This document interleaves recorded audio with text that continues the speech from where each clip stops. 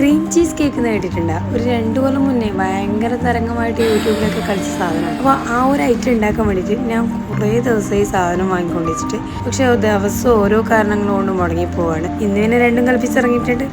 കുട്ടികളെ എടുക്കുന്നെങ്കിൽ നടക്കണ്ടേ, പക്ഷേ സാരില്ല, എല്ലാത്തിനും പിടിച്ചിട്ട് അരിയെ തിരുത്തിയിട്ട് മിണ്ടാണ്ട് അവിടെ ഇരുന്നോളണം എന്നും പറഞ്ഞിട്ട് പണി അങ്ങ് തുടങ്ങി. എങ്ങനെയായാലും നമുക്കിത് കഴിച്ചില്ലേ പറ്റുമോ.